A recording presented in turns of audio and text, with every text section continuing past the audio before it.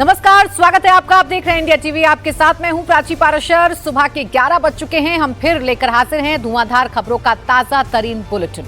नमस्कार, मैं हूं अमित पालित। अगले 1 घंटे तक खबर जहां होगी, जैसी होगी, आपको मिलेगी अभी अभी। दिल्ली, मुंबई, लखनऊ, पटना, चाहे कोई शहर हो, हर बड़ी खबर नॉनस्टॉप पहुंचेगी आप तक।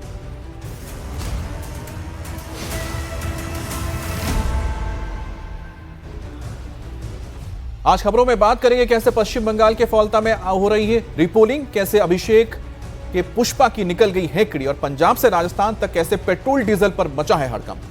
आखिर तेल किल्लत की क्या है असली वजह? नीट पेपर लीक के बदले कैसे लातूर में कोचिंग हब चलाने वाले मोटे गांवकर को मिले थे ब्लैंक चेक? मुंबई में रेलवे की जमीन पर कब्जा किए बैठे रोहिंग्याओं को जब हटाया गया तो कैसे रीलबाजों ने लोगों को भड़काया? पहलगाम हमले की जांच में अब क्या नया खुलासा हुआ? क्या बच सकती थी 26 टूरिस्ट की जान? बताएंगे आपको। बात पश्चिम बंगाल की कर लेते हैं, जहां फलता में आज फिर से वोट डाले जा रहे हैं। अभी तक 4 घंटे की वोटिंग हो चुकी है, लेकिन अभिषेक बैनर्जी का पुष्पा अभी तक नजर नहीं आया। अभिषेक के पुष्पा यानी टीएमसी उम्मीदवार जहांगीर खान ने प्रचार के आखिरी दिन अपना नाम वापस ले लिया था। वो इसी इलाके का वोटर है, लेकिन अभी तक वोट डालने नहीं पहुंचा है। भले ही जहांगीर खान ने अपना नाम वापस लेने का फैसला किया है, लेकिन तकनीकी तौर पर वो टीएमसी के उम्मीदवार बने हुए हैं, क्योंकि उसने नाम वापस लेने की आखिरी तारीख के बाद अपनी उम्मीदवारी वापस ली है और इसीलिए उसे टीएमसी का कैंडिडेट माना जाएगा। आज फौल्ता के सभी 285 मतदान केंद्रों पर वोट डाले जा रहे हैं और लोगों का उत्साह उसी तरह से नजर आया है जैसा 29 अप्रैल को वोटिंग के दौरान देखने को मिला था। सुबह से ही मतदान केंद्रों पर लोगों की लाइन लगी हुई है। शुरुआती 4 घंटे में फौल्ता में करीब 35% तक वोटिंग हो चुकी है।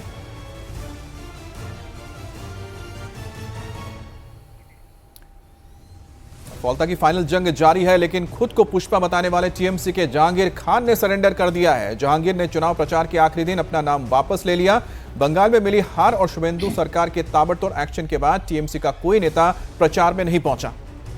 ममता और अभिषेक बैनर्जी अभी तक घर से बाहर नहीं निकले हैं। पुलिस के खौफ से खुद जहांगीर खान के दफ्तर पर ताला लग गया है। इसके बाद जहांगीर के पास नाम वापस लेने के सिवाय कोई भी विकल्प नहीं बचा था। तो जहांगीर खान ने अपना नाम जरूर वापस ले लिया, लेकिन चुनाव प्रचार के आखिरी दिन नाम वापस लिया, इसलिए औपचारिक तौर पर टीएमसी के उम्मीदवार के तौर पर नाम जहांगीर खान का है। लेकिन जब खुद ही उम्मीदवार ये अपील करे कि वो चुनाव में नहीं है, तो वोटर्स पर इसका क्या असर पड़ेगा अंदाजा लगाया जा सकता है। और हैरानी की बात यह है कि चुनावों से पहले वो जहांगीर खान जिसके तेवर बड़े कड़े थे, वो जहांगीर खान अब छिपता फिर रहा है और वोटिंग वाले दिन भी नजर नहीं आ रहा है। और फौल्ता में 29 अप्रैल को वोटिंग हुई थी, लेकिन तब चुनाव आयोग को कई शिकायतें मिली, जिसके बाद 2 मई को चुनाव रद्द किया गया। आज सुबह 7 बजे से फौल्ता विधानसभा में कड़ी सुरक्षा के बीच 285 मतदान केंद्रों पर वोट डाले जा रहे हैं। इस सीट पर 2,35,000 से ज्यादा मतदाता हैं और कुल 6 उम्मीदवार मैदान में हैं। आज चुनाव आयोग ने कोई कसर नहीं छोड़ी है। हर बूथ पर पैरामिलिट्री के 8 जवान तैनात किए गए हैं। पिछली बार हर बूथ पर 4 जवान थे। आज चुनाव आयोग ने 30 क्विक रिस्पांस टीमें बनाई हैं, ताकि जैसे ही शिकायत मिले तो उस पर एक्शन लिया जा सके।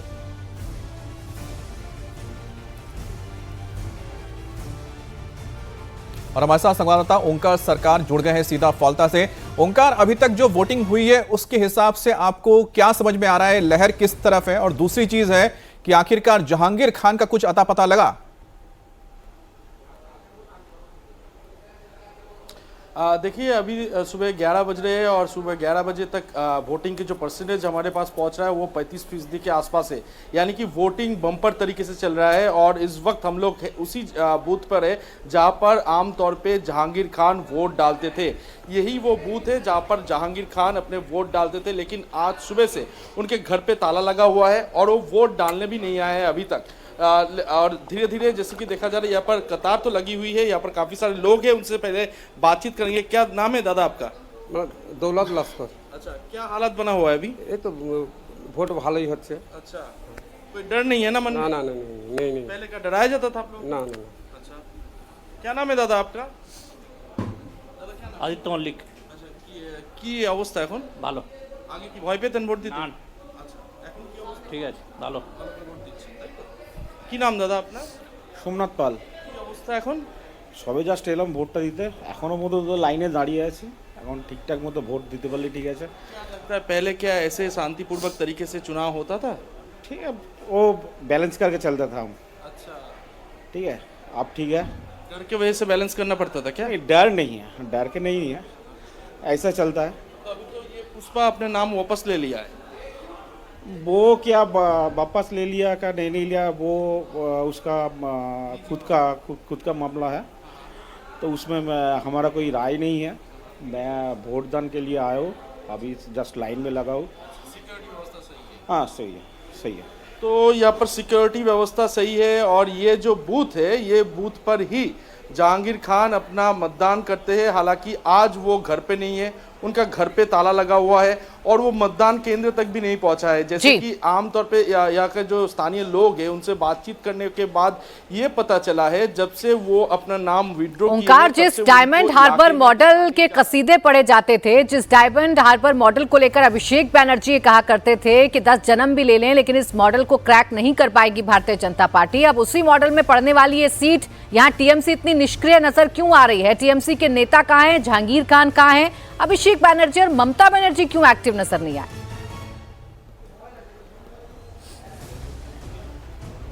जी देखिए, यही सबसे बड़ा सवाल है इस वक्त। और जैसे कि देखा गया है कि जब से तृणमूल कांग्रेस का हार हुआ है तब से इस जगह पे रीपोलिंग था, लेकिन रीपोलिंग के लिए कोई भी चुनाव प्रचार या फिर कोई नेता का पहुंचना ऐसे कभी देखा नहीं गया।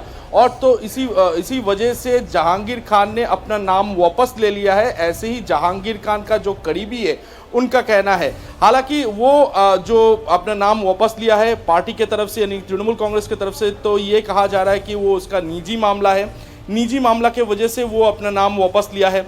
हालांकि औपचारिक तौर पे उनका नाम ईवीएम बटन में रहेगा, लेकिन इस वक्त जैसे कि देखा जा रहा है कि वो नाम तो है लेकिन उन पर कौन वोट डालेगा, यही अभी सबसे बड़ा सवाल है, क्योंकि वो अपना नाम खुद से वापस ले लिया है और खुद भी जो उम्मीदवार है टीएमसी का, वो खुद भी नहीं पहुंचा है अपना बूथ पे। यही उनका बूथ है, इसी पे वो वोट डालते थे, लेकिन आज सुबह से जैसे कि देखा गया इसी के पास में ही उनका घर है, घर पे भी वो नहीं है, घर पे ताला लगा हुआ है और वो मतदान करने के लिए अभी तक जो बूथ है बूथ पे भी नहीं पहुंचा है। तो जैसा कि ओंकार बता रहे हैं कि जहांगीर खान का कुछ आता पता नहीं है, लेकिन सबसे बड़ी बात तो ये रही कि ना ही कोई बड़ा नेता प्रचार के लिए पहुंचा, ना अभिषेक बैनर्जी नजर आए, ना ही ममता बनर्जी, ना ही कोई भी यहां पर कोई बड़ा नेता पहुंचा नहीं, जो अपने आप में साफ कर देता कि इस वक्त टीएमसी या इस पार्टी के किस तरह की मानसिकता हुई होगी या इस हार ने कितना उनको अंदर से झकझोर दिया है। बहुत बहुत धन्यवाद आपका, नजर बनाए रखें। और अब खबर पेट्रोल और डीजल को लेकर मचे पैनिक की। राजस्थान से लेकर पंजाब तक पेट्रोल पंप पर पैनिक की खबरें सामने आ रही हैं। कई जगहों पर पेट्रोल पंप ड्राई पड़ गए हैं। हालात ऐसे हैं कि पंजाब में पेट्रोल पंप डीलर्स एसोसिएशन ने राज्य के मुख्य सचिव को खत लिखा है। हालांकि तेल कंपनियों का कहना है कि राज्य में पेट्रोल डीजल का कोई संकट नहीं है। राजस्थान में भी कल कई जगह पेट्रोल पंप ड्राई पड़ने की खबर आई है, लेकिन आज सुबह जयपुर में हालात सामान्य नजर आ रहे हैं। पेट्रोल पंप खुले हैं और कहीं कोई लंबी लाइन नजर नहीं आ रही है। जयपुर में पहले तमाम पेट्रोल पंप पर शिकायतें थीं। कुछ पेट्रोल पंप बंद हो गए थे जहां पेट्रोल डीजल नहीं मिल रहा था और कुछ जगहों पर लंबी लंबी कतारें थी। हालांकि 24 घंटे बाद स्थिति अब बदली हुई दिख रही है। इस वक्त मैं टोंक रोड के पेट्रोल पंप पर मौजूद हूं। यहां पर बहुत ज़्यादा भीड़ भी नहीं है, लंबी कतारें भी नहीं दिख रही हैं और अब लोगों का कहना है कि जो सेवा बाधित हुई थी वो फिलहाल पूरी तरीके से सुचारू की गई है। ये सुपरवाइजर हैं इस पेट्रोल जो पंप है उसके, उनसे हम बात करते हैं। क्या नाम है sir? Om Prakash sir. Om Prakash ji, petrol और डीजल की किल्लत हो रही थी कि आपके यहाँ भी? नहीं, हमारे यहाँ नहीं है। नहीं है। अब अचानक से लोग बढ़े क्या पेट्रोल डीजल लेने के लिए? सेल में इम्प्रूव हुआ थोड़ा। कितना इम्प्रूव हुआ है? थोड़ा बहुत हुआ है। लोग क्यों अचानक से इतनी भीड़ से आ रहे हैं पेट्रोल डीजल लेने? कई पेट्रोल पंप ऐसे हैं जहाँ पे पेट्रोल डीजल नहीं है। जैसे ड्राई हो जाता है तो वो ग्राहक आगे पेट्रोल लेगा ही लेगा। ये अब खुल गए हैं क्या? करीब करीब सभी जगह है, कोई दिक्कत नहीं है। ये पहले नॉर्मल दिनों में जो आपकी बिक्री होती थी पेट्रोल डीजल की और अब में कितना % चेंज हुआ है? प्लस हुआ है, 5% मान लो। वजह क्या मानते हैं आप? वजह तो अब क्या बताएं, देखो जनता के मन में भ्रम है कि तेल मिलेगा नहीं मिलेगा, आपकी गाड़ी आप आओगे फुल कर दो, यही है। फुल करवाने के लिए लोग आ रहे हैं। बस यही है। अधिकांश लोग फुल करा रहे हैं। 10%। एक आखिरी सवाल, आपके यहाँ भी पेट्रोल डीजल की कमी हुई थी? नहीं नहीं नहीं, हमारे यहाँ नहीं है, आराम से मिल रहा है, कोई दिक्कत नहीं। लोड बढ़ा है लेकिन बस यही है, सेल बढ़ा है। हालांकि इनका कहना है कि पेट्रोल डीजल की यहाँ कोई कमी नहीं है, लेकिन कुछ दिनों में लोग ज़्यादा आए, 10% कहीं ना कहीं बढ़ोतरी हुई है पेट्रोल और डीजल की बिक्री में। उसकी वजह यह है कि कहीं ना कहीं अफवाहें फैली और लोगों को ऐसा लगा कि पेट्रोल और डीजल नहीं मिल रहा है। इस वजह से वो पेट्रोल की टंकियों पर टंकी फुल कराने के लिए पहुंचे और ज़्यादा से ज़्यादा लोग पेट्रोल डीजल डलाने के लिए पहुंचे। आप देखिए, आप भी पेट्रोल डलाने आए हैं? हाँ सर। क्या लगा, आप पेट्रोल डीजल मिल रहा है? मिल रहा है सर। ये अचानक से इतनी भीड़ क्यों? आप लोग सब, हर कोई देख रहा हूँ मैं, टंकी फुल कराने पहुंच रहा है, क्या चक्कर? नहीं सर, ऐसी कोई बात नहीं है, पेट्रोल डीजल सब जगह मिल रहा है अभी। अब दरअसल मिडिल ईस्ट में फिर से जंग की आशंका के बीच लोग पैनिक में ज्यादा तेल खरीद रहे हैं और अपनी गाड़ियों के टैंक फुल करा के रख रहे हैं। इस वजह से पेट्रोल पंप पर तेल का स्टॉक जल्द खत्म हो रहा है। पंजाब में पिछले कई दिनों से तेल के संकट के चलते खबरें आ रही थीं और इसके बाद राज्य के पेट्रोल पंप डीलर एसोसिएशन ने सीएम को खत लिखकर कहा था कि राज्य के अंदरूनी इलाकों में पेट्रोल पंप ड्राई पड़ गए हैं। हालात का जायजा लेने हमारे संवाददाता मोहाली के अंदरूनी इलाकों में एक पेट्रोल पंप पर पहुंचे तो वहां कोई संकट नजर नहीं आया।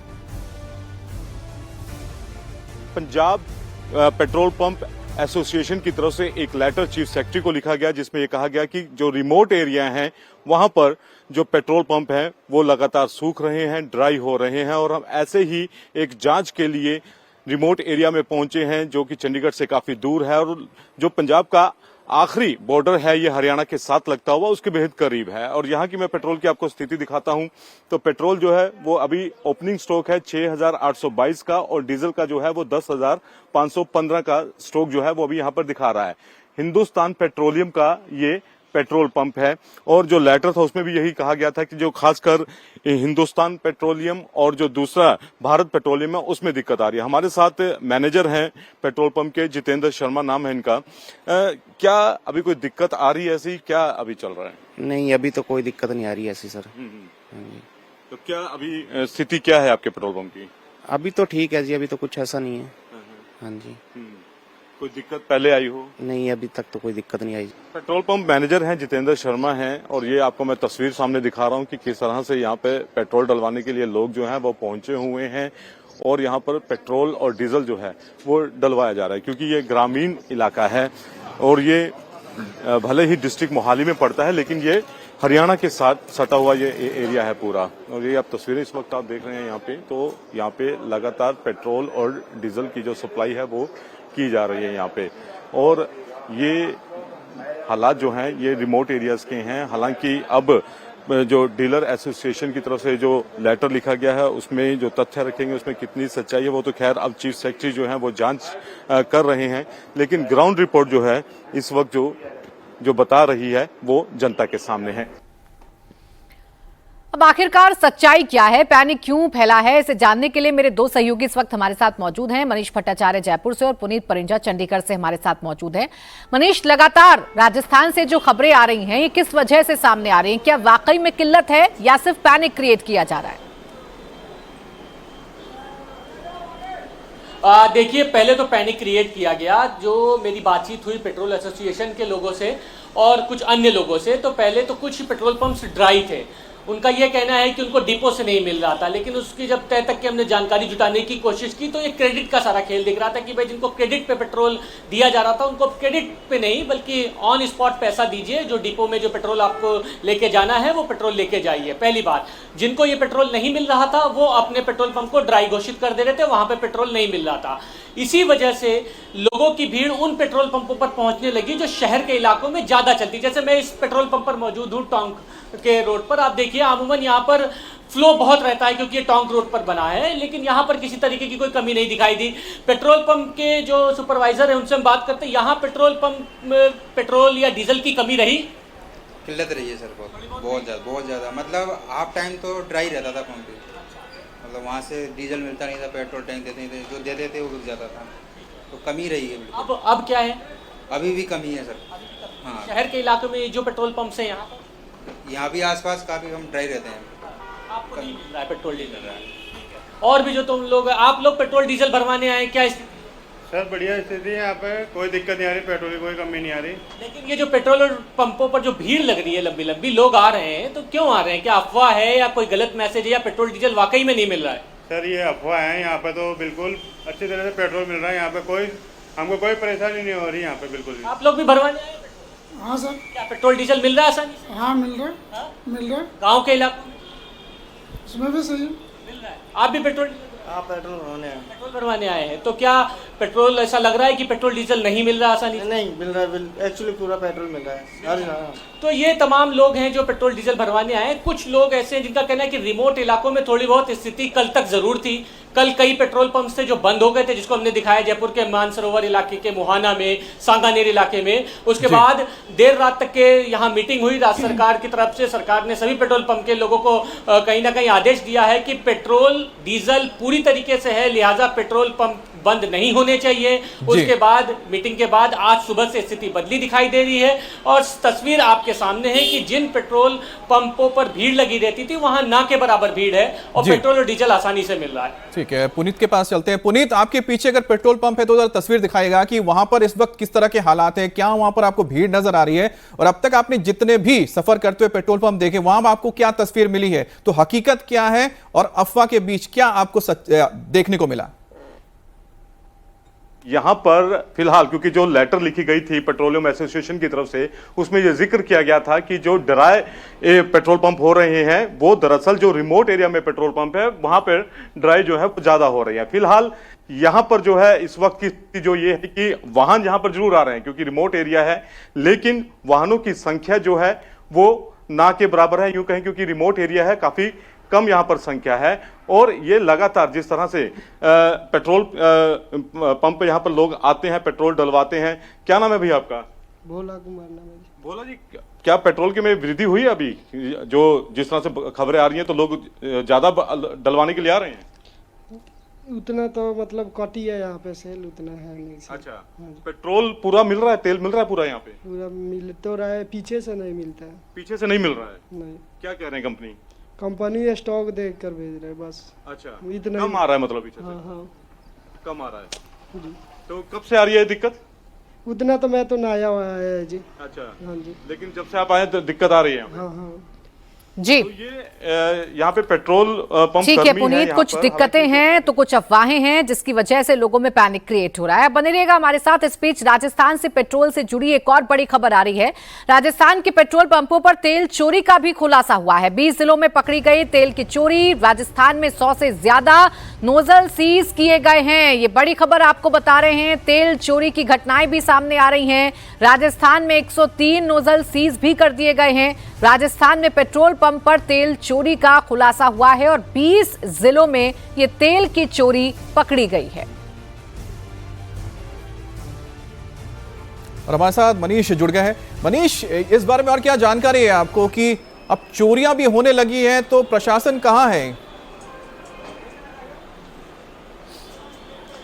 हाँ देखिए, ये एक ड्राइव चलाया गया है जिसकी शिकायत मिल रही थी कि वैश्विक संकट हुआ है। उसके बाद पेट्रोल पंप के जो संचालक हैं उनकी मनमानी चल रही है। इसी को लेकर 20 जिलों में ये छानबीन की गई है, जांच की गई है। 20 जिलों में जो हमारे पास जानकारी है उसके मुताबिक 226 पेट्रोल पंपों की जांच हुई है और 60 पेट्रोल पंपों पर शॉर्ट डिलीवरी के मामले हैं और 103 नोजल सीज किए गए हैं, जिसमें पेट्रोल पंप की पर जो पेट्रोल की चोरी थी वो की जा रही थी। नोजल के अलावा तमाम ऐसे संचालक थे जो जबरन जो है कम पेट्रोल दे रहे थे। कई जगह मिलावटी पेट्रोल किया जा रहा था। कुल मिलाकर ये शिकायतें आ रही थी कि खासतौर पर रिमोट इलाके में, गांव के जो इलाके हैं वहां पर पेट्रोल पंप जो है वो अपने संचालक को अपनी मनमानी तरीके से पैसे भी वसूल रहे हैं। कई जगह ड्राइव। अच्छा मनीष, एक छोटी सी चीज बता दीजिए, नोजल क्या है? नोजल सीज क्यों किया गया है? देखिए, नोजल मैं आपको दिखाता हूं। ये पेट्रोल पंप है, ये नोजल्स होते हैं, इसको नोजल कहा जाता है। आमूमन जब पेट्रोल भराया जाता है तब यहाँ पर जो मॉनिटरिंग की जाती है जितने का भी पेट्रोल चाहिए और उसके बाद उसको यहाँ पर लॉक कर दिया जाता है। मान लीजिए किसी को 1000 या 2000 का पेट्रोल डलाना है, उसका मीटर चलता है। बट इस नोजल पे जो कटआउट्स लगते हैं इससे कहीं ना कहीं छेड़छाड़ करने की कोशिश की जाती है, जिससे पेट्रोल जो है वो चोरी की आशंका ज्यादा बनती है। कि मान लीजिए किसी को अगर 1000 का पेट्रोल डलाना है, उसने 900 रुपए के बाद 100 रुपए के पेट्रोल में नोजल से छेड़छाड़ करी, तो वो जो पेट्रोल है, सरप्लस जो पेट्रोल होता है, वो पाइप के अंदर बच जाता है और उसको कहीं ना कहीं स्टॉक करके अलग बेचा जाता है। तो इस तरीके की चोरी करने की कोशिश की जा रही थी। खासतौर पे माहौल भी ऐसा है कि पैनिक सिचुएशन क्रिएट हुई। बिल्कुल, ये अच्छा आपने बताया कि जब भी आप अब जाएं पेट्रोल भरवाने के लिए तो ध्यान रखिएगा, जैसा मनीष बता रहे थे कि नोजल से किस तरह से छेड़छाड़ करके आपके 1000 रुपए के पेट्रोल में से 900 का दे देंगे और 100 रुपए का जो पेट्रोल होगा अपनी जेब में रख लेंगे। धन्यवाद मनीष, आप कि इस खबर के लिए। और अब बात नीट री एग्जाम की। नीट री एग्जाम के ठीक एक महीने बाद होना है। 21 जून को नीट यूजी री एग्जाम होने वाला है, लेकिन पेपर लीक में सीबीआई की जांच में चौंकाने वाले खुलासे हो रहे हैं। बच्चे को डॉक्टर बनाने की रेस में आ चुके पेरेंट्स ब्लैंक चेक देते थे, रकम जो चाहे भर लो लेकिन बेटे के लिए डॉक्टर बनाने वाला पेपर मिल जाए। Shivraj Motegaonkar and company paper leak के लिए ब्लैंक चेक लेती थी। कईयों से डॉक्यूमेंट्स भी जमा कराए गए गारंटी के तौर पर कि पेपर मैच करने के बाद फुल पेमेंट वसूली जा सके। कोचिंग सेंटर की आड़ में फुल वसूली का गेम चल रहा था। 5 से 50 लाख तक की डील की गई। पहले सिर्फ टोकन मनी ली जाती थी और फिर एग्जाम में आए पेपर को मैच कराने के बाद पूरी रकम कलेक्ट की जाती थी। अब कई डॉक्टर्स ने अपने बच्चों को सेट करने के लिए पैसे दिए और पिछले 5 से 6 साल के अंदर लातूर देश में नीट कोचिंग का हब भी बन गया। शिवराज मोटेगांवकर 8 एकड़ की जमीन पर अब एक स्कूल कॉलेज की बिल्डिंग बनाने के लिए तैयारी कर रहे थे। वहीं सीबीआई की तफ्तीश से पेपर सेट करने वाले एक्सपर्ट डरे हुए हैं। अब तक करीबन 15 से ज्यादा एक्सपर्ट्स से पूछताछ की खबर है, तो जिसको लेकर सब्जेक्ट एक्सपर्ट्स नाराज हैं और घबराकर एनटीए के साथ काम नहीं करने की चेतावनी दे चुके हैं। लातूर में सीबीआई ने आरसीसी कोचिंग के मालिक शिवराज मोटेगांवकर के बेटे से 10 घंटे की मैराथन पूछताछ की है। सवाल जवाब के दायरे में कई संदिग्ध छात्र और पेरेंट्स भी आए हैं। इस पूरे चेन में कई अहम खुलासे भी हुए हैं। मास्टरमाइंड समेत 10 आरोपियों की गिरफ्तारी हो चुकी है। 21 जून को नीट पेपर के लिए कोई कमी ना रह जाए, इसके लिए भी शिक्षा मंत्री धर्मेंद्र प्रधान लगातार बैठक कर रहे हैं। और साकेत हमारे सहयोगी इस वक्त जुड़ गए ज्यादा जानकारी के साथ। साकेत, कैसे चंद पैसों के लालच में बाकी बच्चों के साथ खिलवाड़ किया जाता था, एक एक करके कड़ी दर कड़ी इसका खुलासा हो रहा है। क्या जानकारी अब तक जुटा पाई है सीबीआई?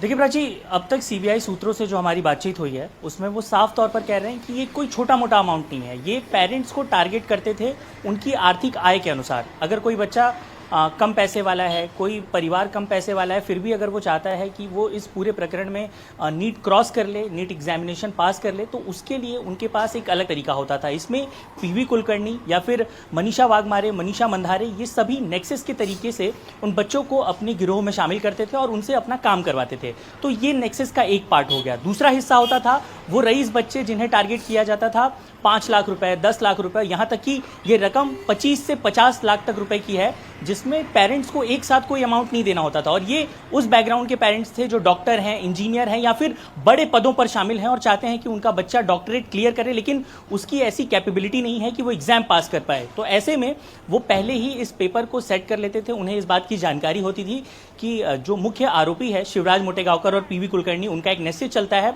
2024 में भी उन्होंने पेपर जो है वो लीक किए थे, उनके पास बहुत सारे क्वेश्चंस आए थे। ऐसे में ये जो डॉक्टर्स जिन्हें इस बारे में पहले से जानकारी थी वो भी एक तरीके से आरोपी ही मानकर चलिए। आगे चलकर हो सकता है कि सीबीआई उन्हें भी इस मामले में को अक्यूज्ड बना ले। वहीं दूसरी तरफ अगर बात की जाए तो ये जो डॉक्टर्स का पूरा नेक्सस है वो अपने तरीके से लातूर में काम करता था। इसमें जो जानकारी निकलकर मुख्य रूप से सामने आ रही है, डॉक्टर्स की एक पूरी टीम लातूर में जिस तरीके से काम करती थी वो चाहती थी कि उनके बच्चे अलग लेवल पर पढ़ाई करें। इसीलिए शिवराज मोटेगांवकर ये मेक श्योर करता था कि उन बच्चों को अलग फैसिलिटीज दी जाए, अलग तरीके से उन्हें पढ़ाया जाए और उसी आधार पर शिवराज मोटेगांवकर के स्पेशल लेक्चर्स होते थे। इन लेक्चर्स को एग्जाम्स के लगभग 24 घंटे 48 घंटे पहले लिया जाता था और उस दरमियान बच्चों के फोन सीज कर लिए जाते थे। उनकी जो संख्या थी वो भी लिमिटेड रहती थी और उन्हें क्वेश्चन पेपर्स और जितने भी आंसर्स हैं बाकायदा बिल्कुल चरणबद्ध तरीके से पेपर लीक कराने की पूरी प्रक्रिया होती थी। पेरेंट्स से पैसे वसूले जाते थे और उन्हें भरोसे में लिया जाता था कि जो पेपर उनको दिया जाएगा उससे उनके बच्चे की मेडिकल सीट पक्की है। शुक्रिया आपका साकेत तमाम जानकारी के लिए। अब नीट पेपर लीक केस में घिरी एनटीए को लेकर संसदीय समिति एक्शन में है। एनटीए चीफ को आज तलब किया गया है। पेपर लीक के मामले में एनटीए में सुधार को लेकर गठित रामाकृष्ण समिति के सुझाव के अमल को जांचेगी और साथ ही इससे जुड़े सवाल जवाब भी करेगी। तो यूजीसी को लेकर जो एक्सपर्ट्स की कमेटी तैयार हुई थी, इसके जो रिकमेंडेशन दिए गए थे, अब एनटीए के जो अध्यक्ष है उनको तलब किया गया। जो पार्लियामेंट्री कमेटी है जिसके अध्यक्ष दिग्विजय सिंह है, उन्होंने आज तलब किया, उनसे सवाल जवाब किया जाएगा। उनसे पूछा जाएगा कि जब पिछली बार भी इस तरह से पेपर लीक हुए थे तब आपने कहा था कि इस तरह की कोई खामी नहीं आएगी, तो ऐसे में फिर आपने एनटीए ने क्या किया कि इस साल आके 2026 में एक बार फिर से यहां पर पेपर लीक की ये घटना सामने आ गई। और लखनऊ के किंग जॉर्ज मेडिकल यूनिवर्सिटी परिसर में बनी अवैध मजारों को लेकर प्रशासन अब फाइनल एक्शन की तैयारी में आ गया है। यूनिवर्सिटी प्रशासन की ओर से जारी अंतिम नोटिस की डेडलाइन खत्म हो चुकी है। अब तक 3 नोटिस की मियाद पूरी हो चुकी है। अब अवैध घोषित किए जा चुके सभी 6 मजारों पर बुलडोजर एक्शन की तैयारी है। परिसर में मौजूद सभी 6 अवैध मजारों को लावारिस घोषित कर दिया गया है। मजारों को लेकर 3 बार नोटिस जारी किया जा चुका है, लेकिन अब तक कोई वैध दस्तावेज प्रस्तुत ना किया गया और ना ही किसी की तरफ से कोई जवाब आया। ध्वस्तीकरण की कार्रवाई के लिए पुलिस प्रशासन को लेटर भेजा गया है।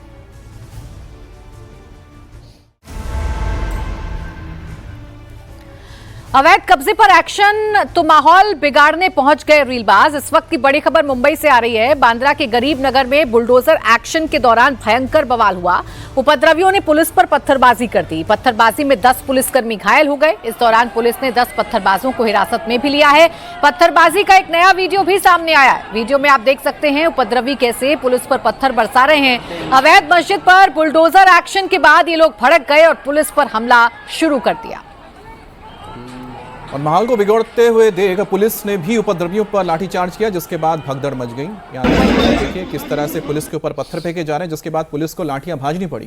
कोर्ट के आदेश के बाद रेलवे की जमीन पर अवैध निर्माण को हटाने की कार्रवाई शुरू हुई थी। प्रशासन की इस कार्रवाई से लोग भड़क गए और प्रशासन की इस कार्रवाई के खिलाफ बड़ी संख्या में लोग मस्जिद के बाहर प्रदर्शन करने लगे। घटनास्थल पर मौजूद पुलिस ने पहले उन्हें रोकने की कोशिश की, समझाया।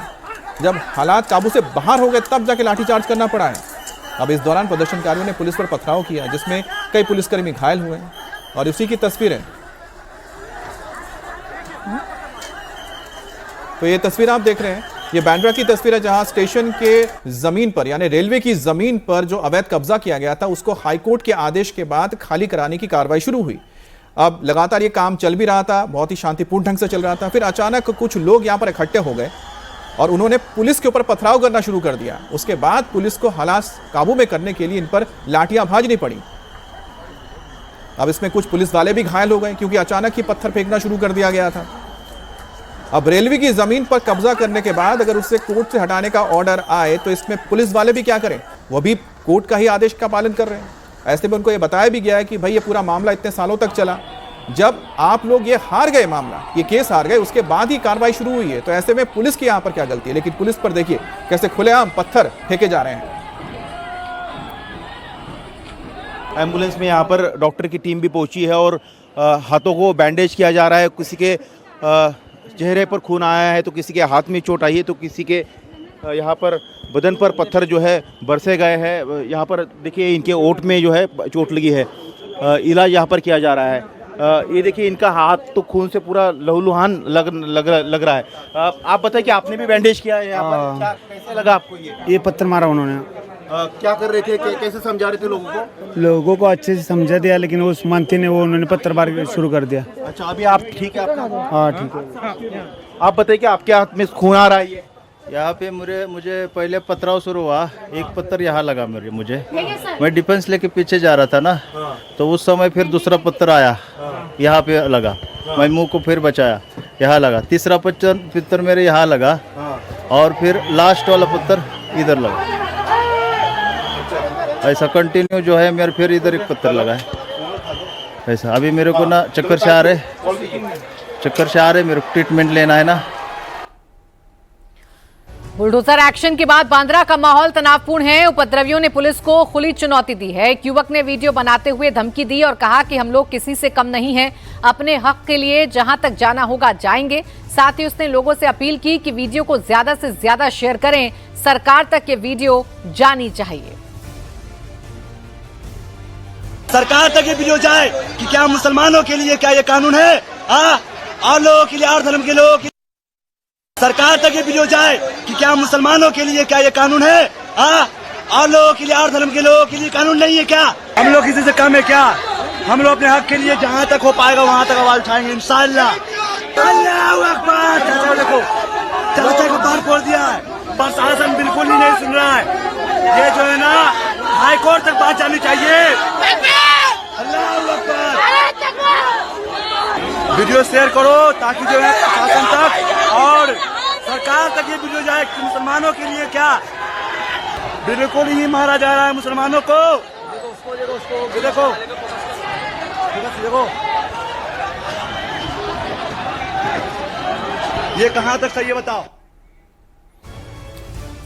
और बुलडोजर एक्शन के बीच एक और बड़ी खबर आ रही है। बुलडोजर एक्शन को लेकर झूठी अफवाहें फैलाई गई हैं। रील बनाकर वीडियो सर्कुलेट किया गया जिसमें कहा गया कि सिर्फ मस्जिदों को गिराया जा रहा है और इस वीडियो को ज्यादा से ज्यादा शेयर किया जाए।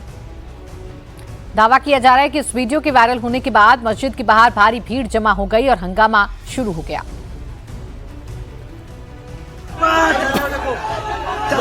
खोल दिया है, प्रशासन बिल्कुल ही नहीं सुन रहा है।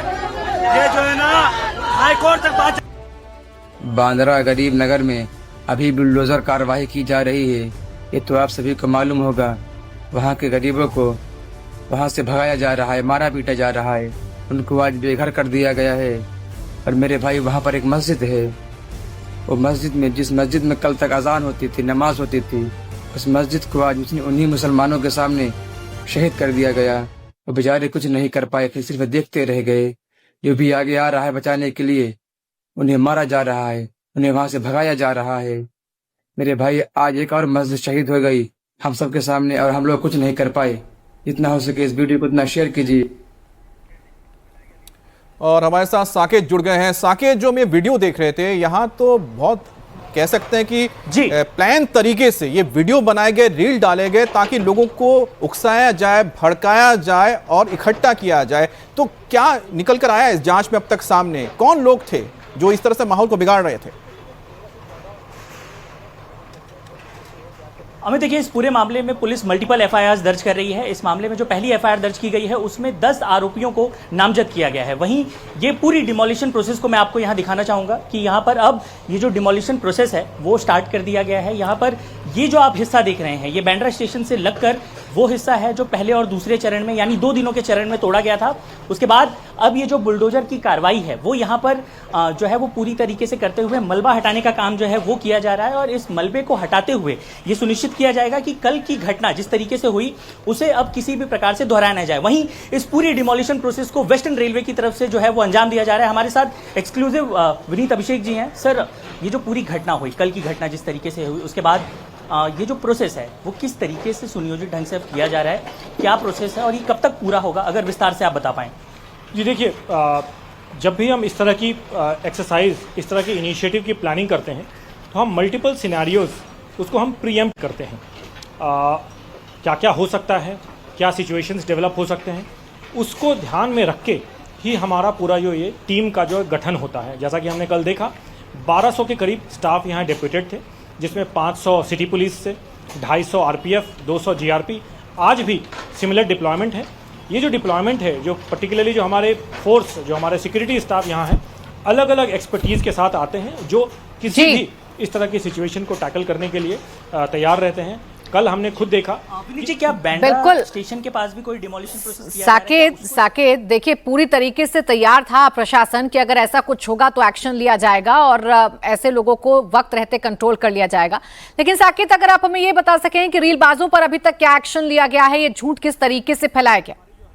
डिमोलिशन एक्सरसाइज अलग अलग चलती रहती है और अभी जो है फिलहाल हम इस एरिया के अलावा जी प्राची, हम इस मामले को लेकर पुलिस से जब बात कर रहे थे, पुलिस ने ये बताया है कि इस पूरे प्रोसेस को ध्यान में रखते हुए जो वीडियोस हैं उन्हें आइडेंटिफाई किया जा रहा है। सोशल मीडिया के जरिए लगभग 150 से ज़्यादा पुलिस ने यहाँ पर आइडेंटिफाई किया है। इसमें रेलवे पुलिस बल भी है और दूसरी मुंबई पुलिस की भी एक टीम है। सोशल मीडिया एनालाइजिंग के जरिए उन सभी वीडियोज़ को खंगाला जा रहा है, जिसके जरिए लोगों को यहाँ पर आने के लिए प्रेरित किया गया। ऐसे कई वीडियोज़ हैं जो सोशल मीडिया पर यहाँ के वीडियोज़ को उपयोग में लाकर मल्टीपल मिस इन्फॉर्मेशन फैलाई जा रही है। और यही कारण है कि पुलिस अपने सोशल मीडिया एनालाइजिंग टीम के जरिए और जो उनका स्टाफ है वो लगातार इन वीडियोस को मॉनिटर कर रहा है और ऐसे तमाम वीडियो सोशल मीडिया पर सर्कुलेट हो रहे हैं। इस वक्त भी जब हम इस जगह पर मौजूद हैं तो कई ऐसे लोग हैं जो वीडियोस यहाँ पर बनाते हुए नजर आ रहे हैं, लेकिन प्रशासन अब उन्हें रोकने का काम कर रहा है। यहाँ पर उनके ऊपर भी कड़ी कार्रवाई की जा रही है और ये सुनिश्चित किया जा रहा है कि जिस तरीके की घटना कल हुई, और खासतौर पर इस घटना को लेकर भी यही अंदेशा लगाया जा रहा है कि जो प्राथमिक वीडियोज सर्कुलेट हुए, जिस तरीके से लोगों ने सोशल मीडिया पर जाकर ये कहना शुरू किया कि यहाँ पर 2 मस्जिदें हैं, उन्हें शहीद किया जा रहा है, जिस तरीके के शब्दों का प्रयोग किया गया, उन शब्दों की वजह से लोग बहुत ज़्यादा आक्रोशित हो गए। और यही कारण है कि यहाँ पर पुलिस का काम जब चल रहा था उस दरमियान यहाँ पर उन्होंने बाधा उत्पन्न करने की कोशिश की। पुलिस की जो पहली एफआईआर है, अगर उसमें देखिए, मैं आपसे बस जानना चाहता हूँ इसी के साथ ही, जो यहाँ पर रीलबाज थे, ये क्या सारे लोकल्स थे जिस जगह पे ये कार्रवाई चल रही है या आपके बाहर के लोग थे? देखिए यहाँ पर अमित, जो स्थानीय लोग हैं, सबसे ज़्यादा स्थानीय लोग, उसके अलावा मैं अपने कैमरामैन से कहूँगा कि ये वाला जो पैच है बांद्रा के हिस्से का वो दिखाया जाए। देखिए अतिक्रमण की कार्रवाई जो ये रेलवे की भूमि है यहाँ पर हो रही है। देखिए वहाँ पर अतिक्रमण की कार्रवाई जो हुई थी उसके खिलाफ जो कार्रवाई हो रही है, अतिक्रमण हटाया जा रहा है, लेकिन इस बीच आप सोचिए कि रील बनाकर लोगों को भड़काया गया, लोगों को इकट्ठा किया गया। लेकिन कई बार ऐसा देखा जाता है कि इनके जो तार जुड़े होते हैं वो स्थानीय नहीं होते हैं, बाहर के लोग भी इसमें कहीं ना कहीं जुड़ते हैं और लोगों को भड़काते हैं, और इसी पर पुलिस को आगे नजर रखनी पड़ेगी। बहुत बहुत धन्यवाद आपका। 22 अप्रैल को पहलगाम की बैसरन घाटी, 26 हिंदुओं का लहू नहीं बहता। 26 बेकसूर भारतीयों की जान बच सकती थी, लेकिन 2 गद्दार गाइड ने ऐसा होने से नहीं रोका। पहलगाम हमले के ठीक 13 महीनों के बाद जो खुलासे सामने आए हैं उन्हें सुनकर आपके होश फाख्ता हो जाएंगे। एनआईए की चार्जशीट के हवाले से एक बड़ा खुलासा हो रहा है। पहलगाम टेरर अटैक पर एनआईए सूत्रों ने बड़ा खुलासा किया है। पहलगाम में 26 हिंदुओं की जान बच सकती थी। जांच में 2 टूरिस्ट गाइड की भूमिका को लेकर बड़ा खुलासा हुआ। हमले से एक दिन पहले यानी 21 अप्रैल 2025 को तीनों आतंकी गाइड बशीर से मिले थे। बशीर उन्हें अपने साथी परवेज की झोपड़ी में लेकर गया था, जहां तीनों आतंकियों को खाना खिलाया गया। 5 घंटे तक तीनों परवेज की झोपड़ी में रुके। जाते जाते उन्हें 3000 रुपए भी दिए। तीनों के पास हथियार थे, ये परवेज और बशीर को पता था। जाते जाते तीनों आतंकियों फैजल जट, ताहिर उर्फ छोटू और हमजा अफगानी को परवेज ने खाना पैक करके भी दिया था। और अगले दिन यानी कि 22 अप्रैल को भी दोनों गाइड्स ने तीनों आतंकियों को बैसरन घाटी के पास हथियारों से लैस देखा। उसके बाद हमला हो गया। एनआईए की चार्जशीट में यह चौंकाने वाला खुलासा हुआ है। बशीर को 27 जुलाई 2025 को एनकाउंटर में मार गिराया गया था, जबकि परवेज जुडिशियल कस्टडी में है। अगर ये दोनों चाहते तो शायद 26 बेगुनाहों का खून नहीं बहता। बैसरन घाटी हिंदुओं के खून से लहूलुहान होने से बच जाती। एनआईए सूत्रों के मुताबिक तीनों आतंकी परवेज की झोपड़ी में 21 अप्रैल को शाम 5 बजे से लेकर रात 10 बजे तक रुके थे। तीनों के पास हथियार थे। बशीर और परवेज से वो सुरक्षा बलों के मूवमेंट और अमरनाथ यात्रा से जुड़ी तमाम जानकारी भी ले रहे थे। क्योंकि बशीर और परवेज गाइड थे, लिहाजा उन्हें चप्पे चप्पे की जानकारी थी।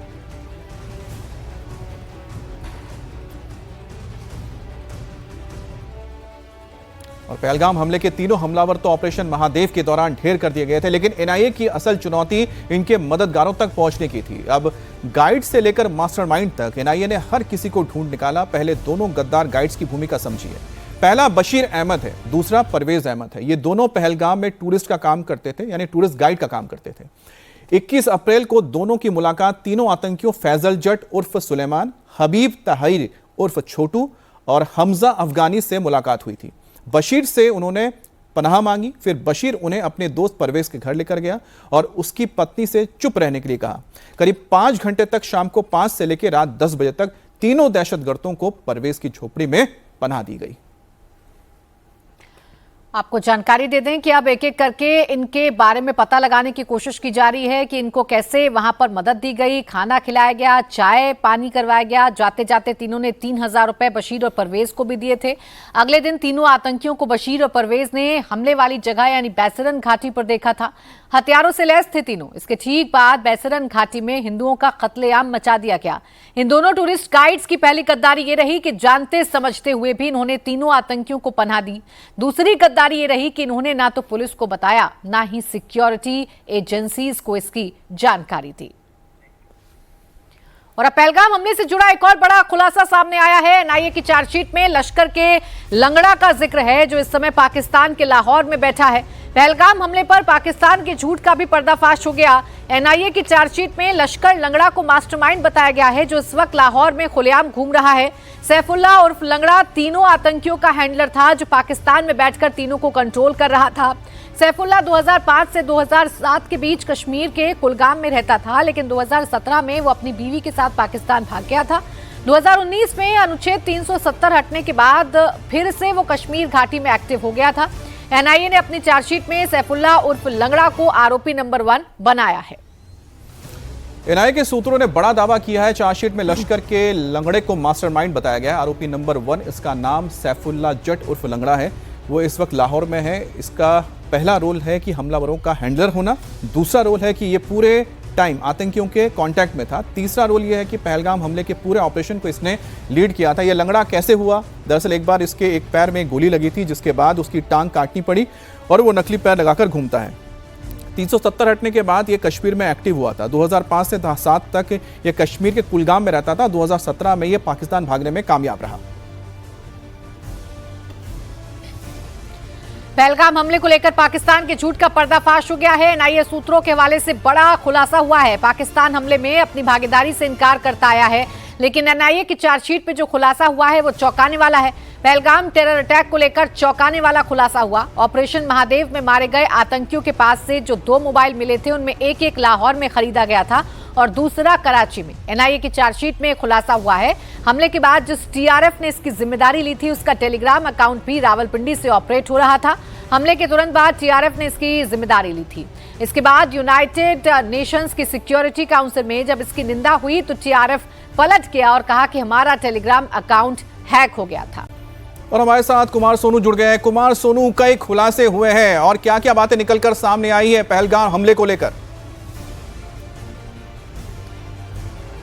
देखिए, सबसे बड़ी बात, इस हमले में जब एनआईए ने चार्जशीट दाखिल की है तो इससे जरूर साफ हो गया है कि जो तीनों पाकिस्तानी आतंकी थे उनको लोकल मदद मिली थी, जिसके कारण उन्होंने 26 बेगुनाहों को मौत के घाट उतार दिया था, उनको बेरहमी से मारा था, वो भी धर्म पूछकर। दरअसल एनआईए की चार्जशीट के बाद ये जरूर साफ हो गया है कि अगर ये दोनों, जो कि एक टूरिस्ट गाइड था, एक पोनी ऑपरेटर था, अगर ये लोग उन तीनों आतंकियों की मदद नहीं करते, उन्हें लोकल सपोर्ट नहीं देते, तो शायद ये हमला नहीं होता और पहलगाम हमले में जो लोग मारे गए वो आज जिंदा होते। तो ये पूरा बिल्कुल साफ हो गया। आपको एक और बात बता दें, टीआरएफ को खड़ा करने वाला जो है हिंदुस्तान में कश्मीर में, वो सैफुल्लाह साजिद है, जो कि जिसे लंगड़े के नाम से भी जो है लश्कर में जाना जाता है। दरअसल सैफुल्लाह साजिद की एक टांग में गोली लग गई। कुमार सोनू, आपको मैं रोकना चाह रहा हूं क्योंकि इस वक्त एक बड़ी खबर आ रही है, हम उसका रुख करेंगे, लेकिन आप नजर बना रखें इस खबर पर, आगे आपसे बात करेंगे। बड़ी खबर यह कि नीट पेपर लीक को लेकर कांग्रेस ने प्रदर्शन किया है।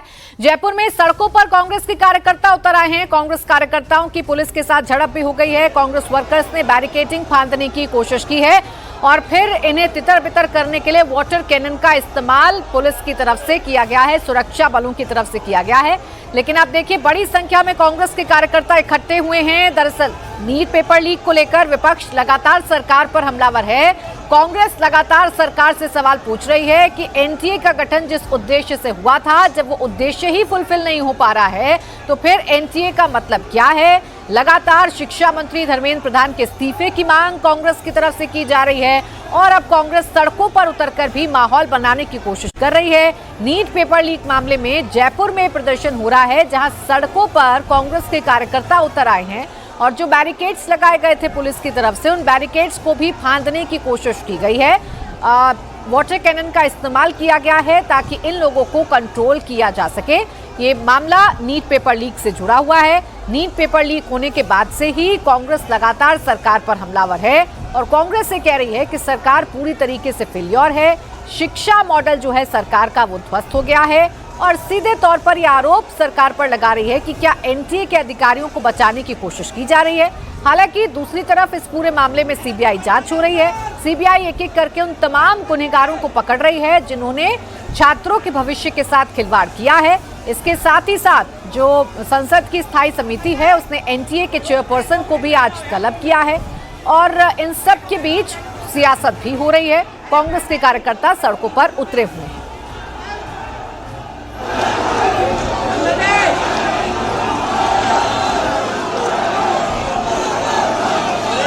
भाई क्या बात है, तेरे को काम करने देना, क्या दिक्कत हो रही है यार? तो ये तस्वीर आप देख रहे हैं जयपुर में इस वक्त नीट परीक्षा के लीक होने के मामले में, पेपर लीक होने के मामले को लेकर इस वक्त कांग्रेस जबरदस्त तरीके से सरकार को घेरने में लगी है। और यहाँ पर आपको तमाम ये कार्यकर्ता नजर आ रहे हैं जो हाथों में झंडे तिरंगा लिए हुए और साथ ही पोस्टर लिए हुए एनटीए के खिलाफ, नीट को लेकर सरकार को घेरने के लिए प्रदर्शन कर रहे हैं। और यहाँ पर पुलिस के साथ उनकी झड़प भी होते हुए दिख रही है क्योंकि पुलिस उनको आगे जाने नहीं देना चाहती है, तो वो रुकने को तैयार नहीं है। बैरिकेडिंग की गई है, लेकिन बैरिकेडिंग के ऊपर चढ़कर इस वक्त तमाम जो प्रदर्शनकारी हैं वो अपना विरोध जताने की कोशिश कर रहे हैं। और जाहिर सी बात है कि एक ऐसा मौका आया है जहाँ पर विपक्ष के लिए उन्हें एक मौका हाथ लगाया कि वो सरकार को घेर सकती है, भारतीय जनता पार्टी की सरकार को घेर सकती है। और अलग अलग राज्यों में इस वक्त इसी तरह की तस्वीर आ रही है, लेकिन खासतौर पर राजस्थान में इसका काफ़ी आप देख सकते हैं कि एक्टिव ये आपको तस्वीर नज़र आ रही होगी, क्योंकि जो यहाँ पर कई सारे जो तार जुड़े उसमें राजस्थान भी निकला और जो माफिया थी, जो पेपर लीक माफिया है, उसमें एक अहम कड़ी राजस्थान से भी जुड़ी है, जहां से गिरफ्तारी भी हुई है। और यही वजह कि यहाँ पर आप देख सकते हैं कि शिक्षा मंत्री धर्मेंद्र प्रधान के पोस्टर को लेकर यहाँ पर कांग्रेस के कार्यकर्ता अपना विरोध प्रदर्शन करने के लिए पहुंचे हैं और यहाँ पर मौजूदा सरकार भाजपा की है।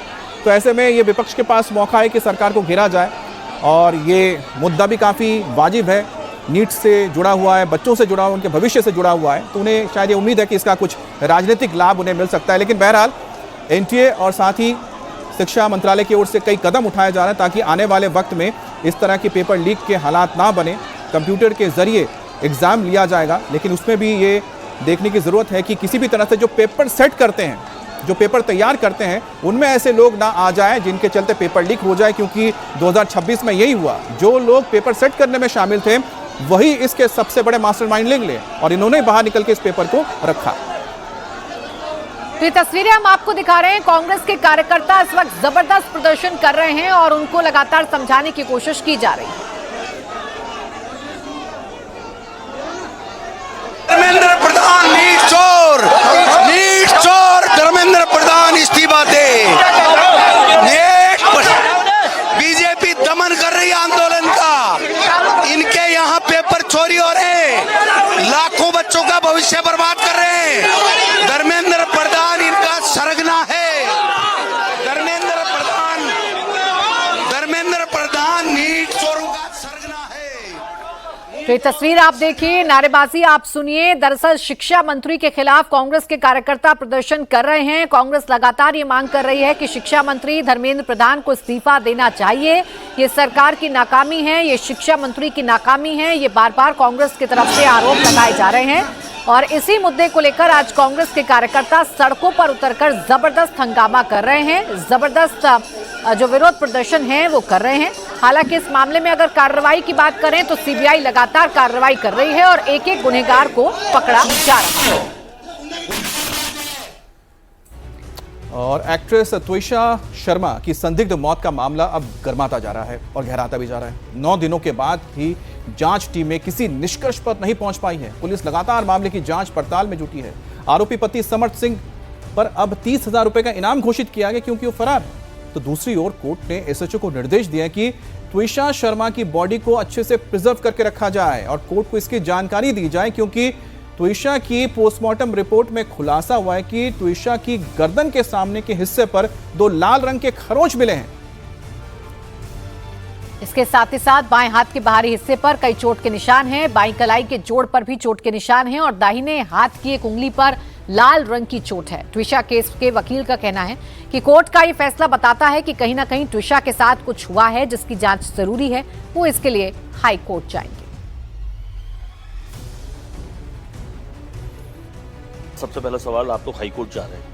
सर, कल जैसा ऑर्डर आया है उसका हमने अवलोकन भी करा। उस ऑर्डर में वो हमारे अगेंस्ट नहीं है ऑर्डर, बट क्योंकि पीड़िता के परिवार की मांग थी कि ये मध्य प्रदेश में वो सेकंड पोस्टमार्टम नहीं कराना चाहते, इसलिए हमने प्रेयर भी करी थी, लेकिन उसको डिसअलाउ करा। लेकिन पार्शली बॉडी को प्रिजर्व करने के लिए न्यायालय ने आदेशित करा है, जिससे कहीं ना कहीं ये लगता है कि न्यायालय की भी मंशा है कि जो सेकंड पोस्टमार्टम हो और उससे जो हुआ है उसकी सच्चाई बाहर निकले। तो इसके लिए हम यहाँ से ऑर्डर हो चुके हैं जो हमारे फेवर में नहीं है सेकंड पोस्टमार्टम के, इसलिए हम हाई कोर्ट जा रहे हैं। तो हाई कोर्ट में जाके क्या मांग है कि सेकंड पोस्टमार्टम कराया जाए, क्योंकि मजिस्ट्रेट ने भी ये माना है कि हाँ बॉडी प्रिजर्व करी जाए, लेकिन क्योंकि सेकंड पोस्टमार्टम के लिए नहीं अलाउ करा, इसलिए हम हाई कोर्ट जा रहे हैं। इसके अलावा आप जो रिटायर्ड जस्टिस गिरिबाला सिंह जी हैं, वो जिला उपभोक्ता फोरम में इस वक्त मौजूदा जज भी हैं, उनको भी पद से च्युत करने के लिए आप लोग एप्लीकेशन दे? इस तरीके से वो बात कर रहे हैं, कहीं ना कहीं वो दर्शाता है कि वो इन्फ्लुएंस भी करेंगे और उन्हें अपनी पूरी